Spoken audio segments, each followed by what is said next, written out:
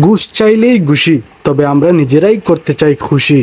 যদিও এই লেখাটি এখানে নেই, এখানে লেখা আছে ঘুষ চাইলেই ঘুষি।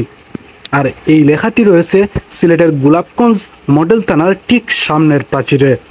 তবে আমি খুশি কথাটি এজন্যই বলছি, বিগত সময়ে আমরা নিজেদের স্বার্থ হাসিল করার জন্য এই ঘুষ আদান প্রদান করেছি। তবে আমরা যদি নিজেকে না শুধরাই তাহলে দেশ দুর্নীতিমুক্ত হবে কিভাবে?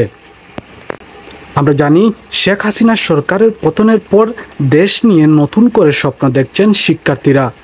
দুর্নীতিমুক্ত সুন্দর একটি বাংলাদেশ গড়বে এমন প্রত্যয় প্রতিটি শিক্ষার্থীদের হৃদয়ে। সেই লক্ষ্যে কাজ করছে শিক্ষার্থীরা, এবং তারই ধারাবাহিকতায় আমাদের গোলাপগঞ্জের শিক্ষার্থীরাও পিছিয়ে নেই।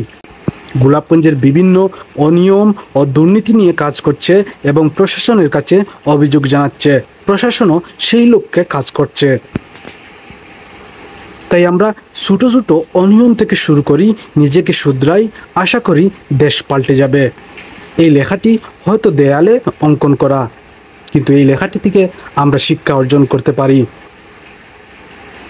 সেই আশা ও প্রত্যাশা রেখে বিদায় নিচ্ছি। এতক্ষণ আমি আপনাদের সাথে ছিলাম শামিল হোসেন।